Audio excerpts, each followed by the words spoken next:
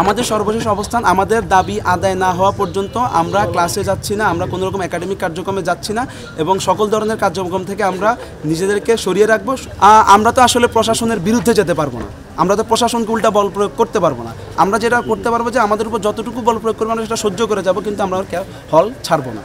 আমরা যেহেতু তারা হল ভ্যাকেন্টের নির্দেশ দিয়েছে, আমি আগেও বলছি যে আমরা ডিসির আন্ডারে কোনো আপনার যে আদেশ সেটা আমরা মানছি না। জুলাই পরবর্তী থেকে ক্যাম্পাসটা মানে অনেক ভালো আছে, আগে থেকে অনেক বেটার ছিল। আর ক্যাম্পাসে যখন রাজনীতি নাই, সো আমরা ফ্রিলিভাবে ক্যাম্পাসে ঘুরতে পারতেছি, সব কিছু ফ্রিলি করতে পারতেছি। বাট এই যে আবার ছাত্রদল ঢোকানোর চেষ্টা করা হচ্ছে, এর বিরুদ্ধে তো আমরা সবাই সোচ্চার হয়ে গেছি।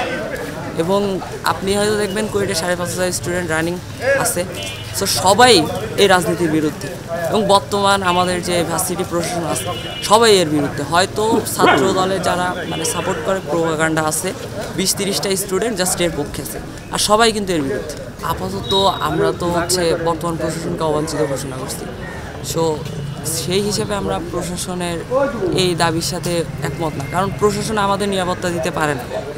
সো আমরা চাই যে নতুন প্রশাসন আসুক, ঠিক আছে? সেই হিসেবে আমরা আপাতত অপেক্ষা করতেছি প্রধান উপদেষ্টার রিপ্লের জন্য।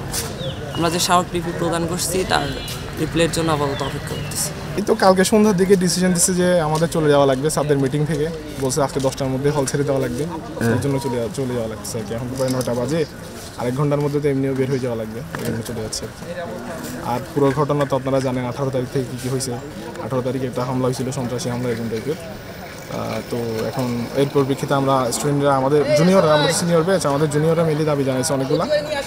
এর মধ্যে 6টা দাবি ছিল। লাস্ট দাবিটা ছিল যে লাস্ট দাবি যেটা ছিল সেটা স্যাররা মানে নাই। ওনাদের কাছে ওনাদের যুক্তি আছে। তো ওনারা এর পরিপ্রেক্ষিতে কালকে যে এর আগে যে আমরা 18 থেকে 19 তারিখের দিকে মনে হয় ভিসি স্যার ওইখানে তালা দেওয়া হয়েছিল, ভিসি স্যারের বাসভবনে। তো এরপরে মনে করেন যে কালকে মনে হয় দেখা গেছে যে ভিসি স্যার ওনার বাসভবনে আছে। এই স্টুডেন্টরা জানতে পেরে ওনার ওখানে আবার তালা দিতে গেছিলো। এরপরে স্যাররা মানে অনেক স্যার ওখানে উপস্থিত ছিল, সবাই দেখে ফেলছে। দেখে এর পরবর্তীতে ওনারা মিটিং করে ডিসিশন নিয়েছে যে আমাদের ছেড়ে দেওয়া লাগবে, এতটুকু। ক্যামেরায় ওয়াও, স্টাইল দেখাও, Xenon X21 পারলে ঠেকাও। আসলে চলে যাওয়ার তো ইচ্ছা ছিল না, কারণ আমি যেটা বললাম যে আমাদের জীবনের অনেক বড় একটা অংশ আমাদের বিশ্ববিদ্যালয়, আমাদের আড্ডা, আমাদের লেখাপড়া, আমাদের সংস্কৃতি চর্চা সব কিছুতেই বিশ্ববিদ্যালয় কেন্দ্রিক। মানে কুয়েট আমাদের জীবনের একটা অংশ। কিন্তু আসলে দুঃখজনক হলেও চলে যেতে হচ্ছে, কেননা আমাদের শিক্ষক এবং আমাদের যারা আশেপাশে লোকাল আছেন তারা কেউই আমাদের পক্ষে নয়, সকলেই বিপক্ষে। এবং আমরা যে এখানে আছি আমরা সম্পূর্ণভাবে অনিরাপদ বোধ করছি থাকতে, কেননা আমাদের আশেপাশে যারা আছেন, বিশ্ববিদ্যালয়ের পাশে যারা লোকাল থাকেন, তাদের কথাবার্তা আমাদের কাছে সুবিধাজনক মনে হচ্ছে না। আমরাও তো দিন শেষে কারো না কারো সন্তান, আমরাও তো কারো না কারো প্রত্যাশা। তো আমাদের পরিবার তো চায় না যে আমাদের ক্ষতি হোক। তো সেই কারণেই অনিরাপদ বোধ করার কারণেই চলে যাচ্ছি। যেখানে আমার সবচেয়ে নিরাপদ থাকার কথা সেই জায়গাটাই আমার জন্য এখন বড় হয়েছে।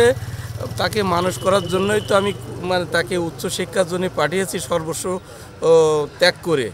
কিন্তু এতে যা দেখলাম নেটে বা এতে যেটা দেখে অস্ত্রের ঝঞ্ঝনা দেখে মন আর ভালো লাগে না। যে আমার এখন মানুষ করার দরকার নেই, আমি ছেলেকে কাছেই রাখতে পারলে আমার ভালো হয়। সেই জন্য আমি তাকে নিয়ে যাচ্ছি আপাতত নিরাপত্তার জন্য। আমার গতকালকে আমার প্রশাসন বলতে আমরা যেটা বুঝি আর কি, বিশ্ববিদ্যালয়ের সবাই বুঝি যে ভাইস চ্যান্সেলর, আসলে ভাইস চ্যান্সেলর না। ভাইস চ্যান্সেলর একটা বডিকে নিয়ে প্রশাসন বোঝায়। বিশ্ববিদ্যালয়ের ডিরেক্টর, ডিন, হেড, প্রভোস্ট, বিভিন্ন শাখার প্রধান সবাইকে নিয়ে আমি কালকে সকালে ওনাদের সাথে মিটিং করতে বসেছিলাম। ওনাদের সাথে অনেকক্ষণ ধরে কথা হচ্ছিল যে বিশ্ববিদ্যালয়ের পরিস্থিতি নিয়ে এবং কী করে উন্নতি করা সম্ভব হয় আমাদের, এটা নিয়ে আলোচনা চলছিল। এর মধ্যে আর কি ছাত্ররা আসে, কিছু সংখ্যক ছাত্র এখানে তালা মারার জন্য। তখন আমাদের শিক্ষকরা বললো যে আপনি বসেন এখানে, আমরা যাচ্ছি। কারণ ওইখানে যারা ছিল তাদের অনেকেই আছেন যারা আমার সরাসরি শিক্ষক, একদম এখানকার আমার সিনিয়র বড় ভাই এখানকার। এরকম বললো যে অনেকে বলছে তুমি বসো, আমরা যাচ্ছি, আমরা দেখছি। এখন ওনারা পিছিয়ে 100 বছর পিছিয়ে গেছে বলতে ওনারা যেটা বোঝাতে চাইছেন, প্রথমত পিছিয়ে গেছে এতে কোনো সন্দেহ নাই। কারণ আমার এই রোজার প্রথম সপ্তাহের মধ্যে 4th ইয়ারের পরীক্ষাগুলো শেষ হয়ে যাওয়ার কথা।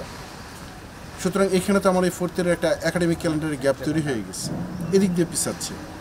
100 পিছনে বলতে এখানে ওনারা হয়তো বোঝাতে চাচ্ছে যে দেখো আমাদের যে নৈতিকতাটুকু ছিল, যে আমাদের যে মোরালিটিটা ছিল, ছাত্র শিক্ষকের মধ্যে যে সম্পর্কটা ছিল, এটা নষ্ট করে দিয়েছো তোমরা এই আচরণটা করে।